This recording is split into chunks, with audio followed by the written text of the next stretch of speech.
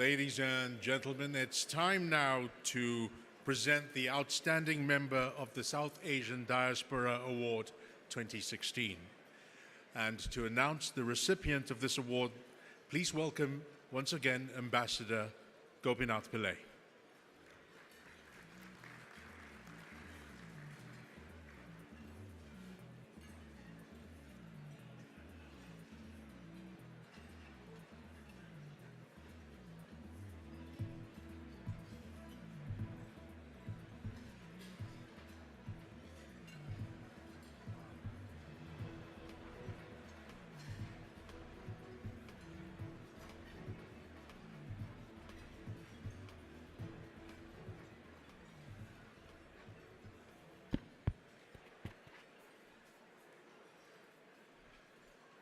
Ladies and gentlemen,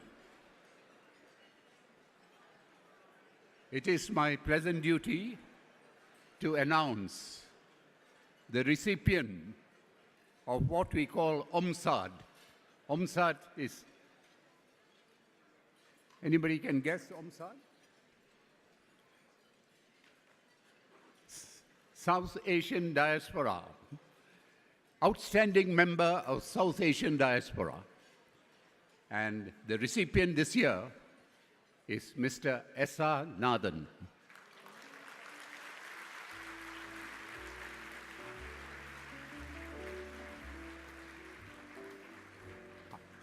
I now invite Chong Seok Chin to read the citation.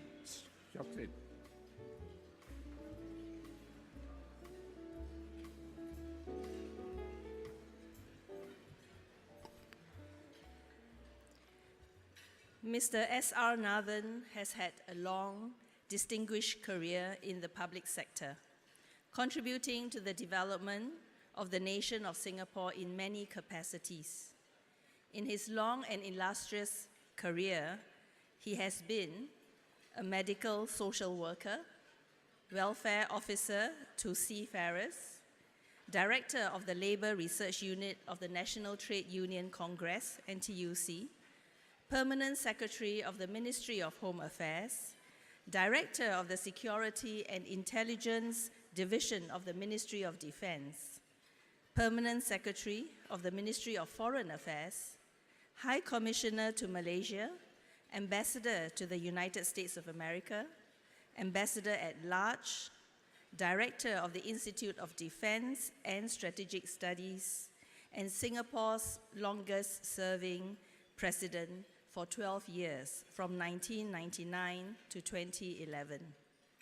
Mr. Nathan's journey of almost 6 decades, from humble beginnings to the highest office in the land, was one marked by unexpected turns and formidable challenges.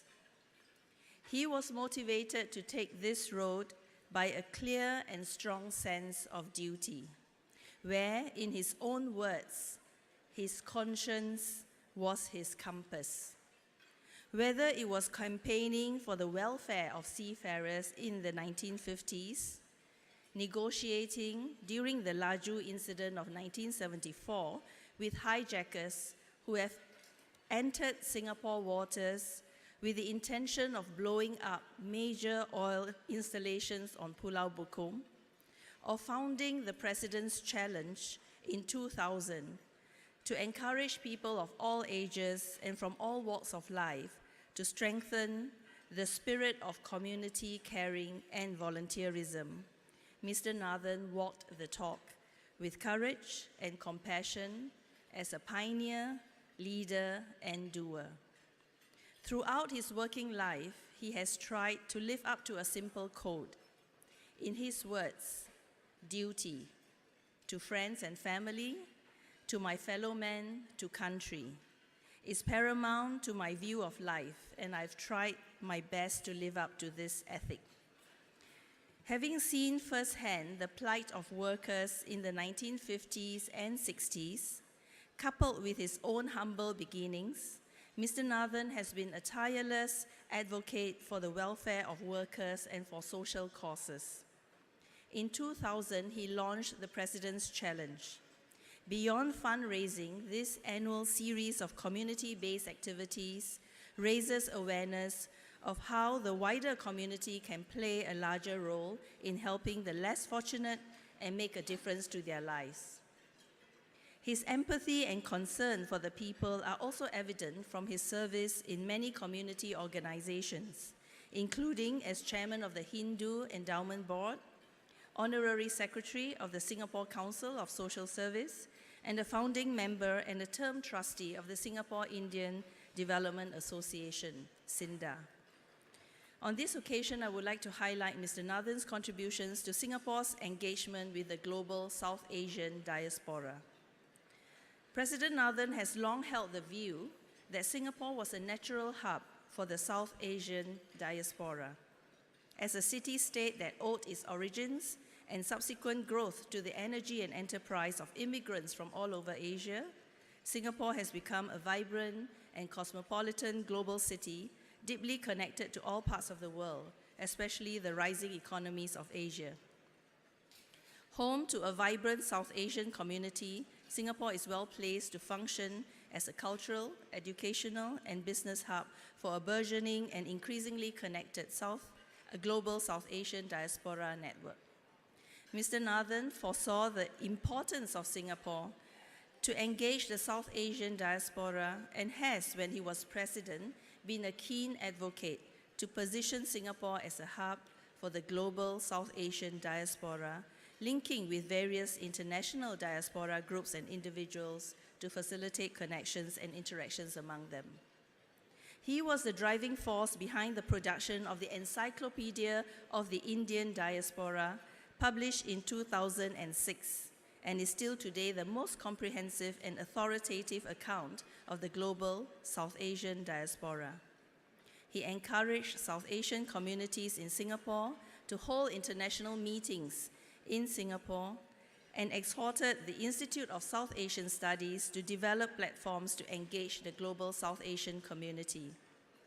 With his guidance, ISAS generated activities that would interest the global diaspora, and stemming from inspiration and ideas from the then President Nathan, ISAS has embarked on 3 major initiatives: the establishment of a South Asian link portal and newsletter to connect the diaspora, the preparation of an encyclopedia on the Sri Lankan diaspora published in 2012, and the organization of the South Asian Diaspora Convention.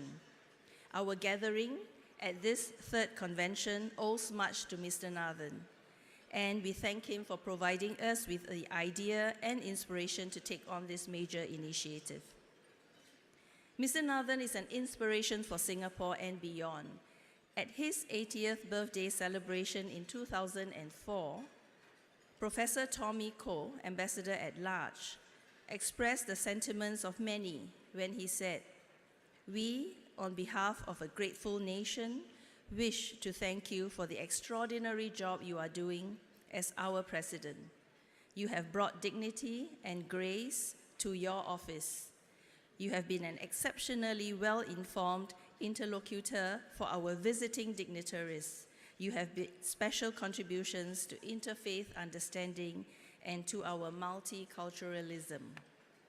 The sentiments expressed by Professor Tommy Koh are worth repeating, and we remain grateful for your countless contributions as an extraordinary citizen, a people's president, and an accomplished son of the South Asian diaspora. For your lifelong achievements, your deep sense of duty, and your vision and dedication in promoting the idea of the united South Asian diaspora, we are honored and privileged to confer on you the South Asian of the Year Award.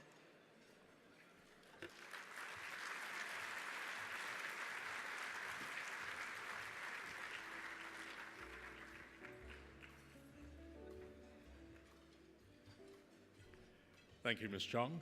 Ms. Chong, incidentally, is Chief Executive Officer of the National Gallery Singapore and board member of ISAS.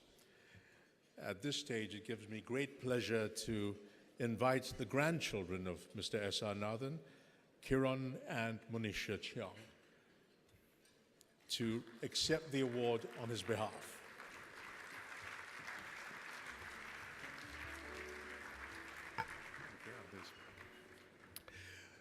And to present the award, please welcome back on stage our guest of honor, Prime Minister Lee Hsien Loong.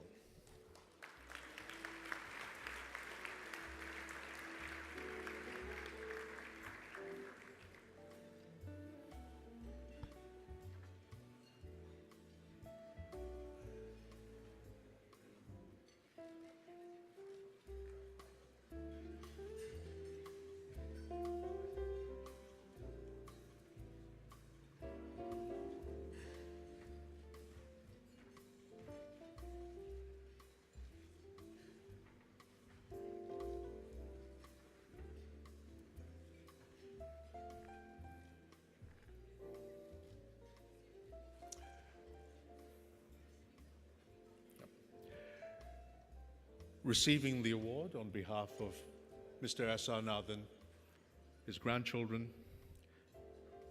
Kiron Cheong and Monisha Cheong.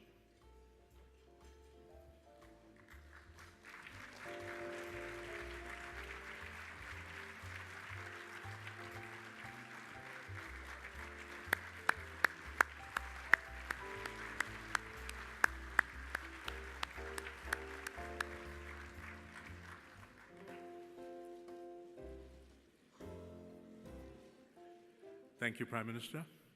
Thank you, Ambassador Pillay. And now to deliver Mr. S.R. Nathan's acceptance speech on his behalf, his granddaughter, Monisha Cheong.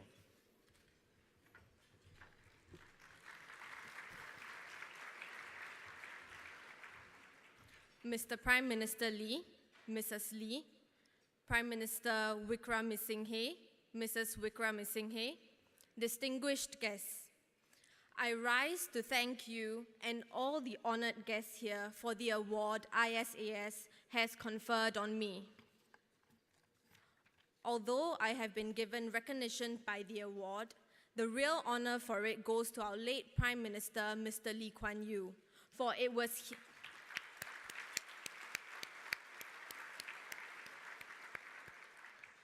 was he who germinated this idea of the Indian diaspora.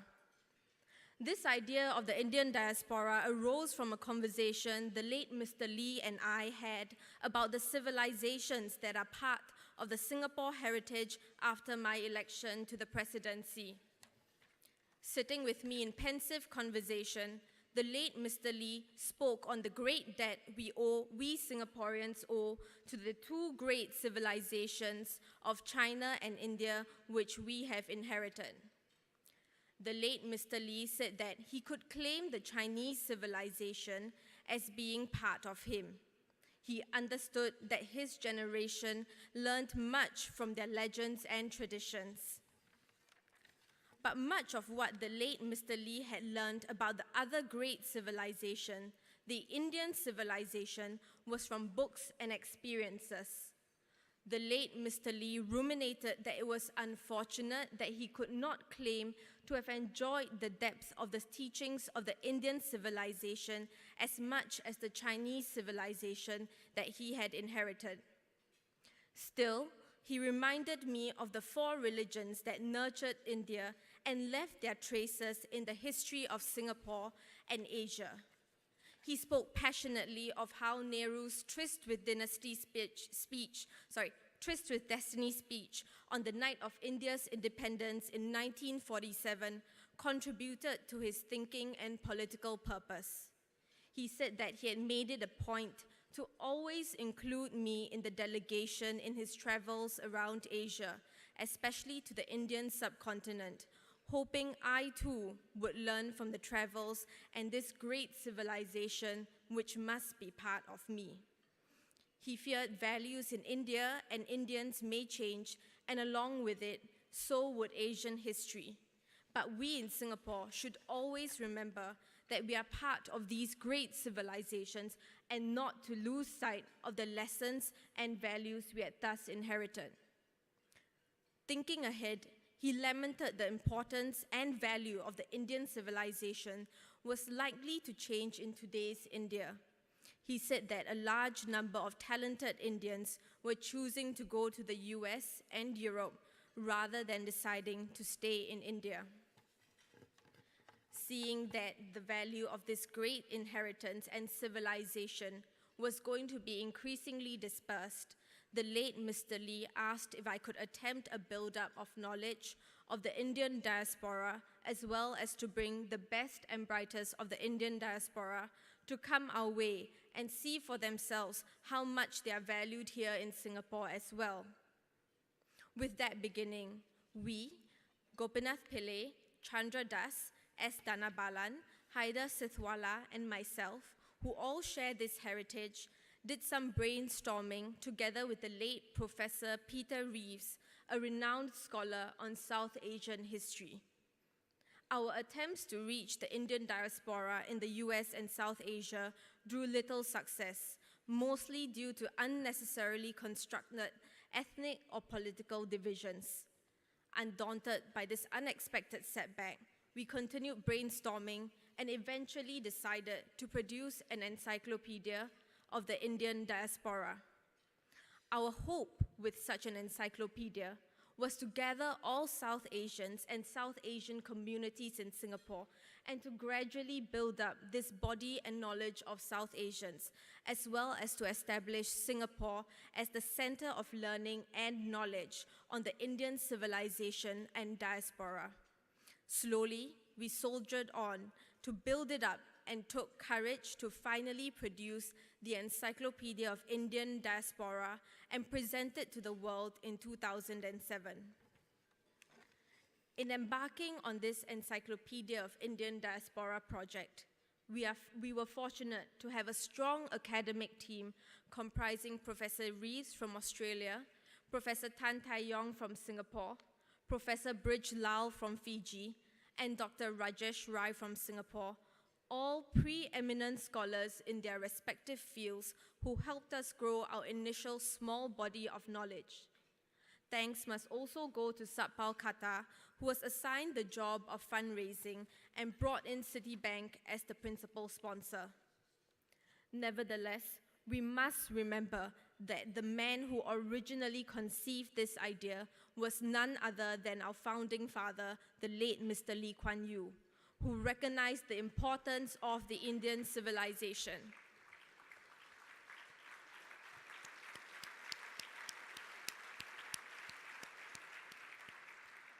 I am humbled to receive this award today. Thank you.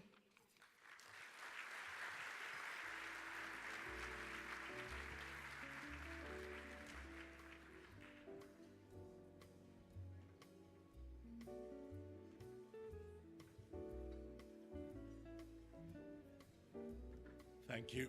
Thank you, Mr. and Ms. Cheong. Ladies and gentlemen, please continue with dinner.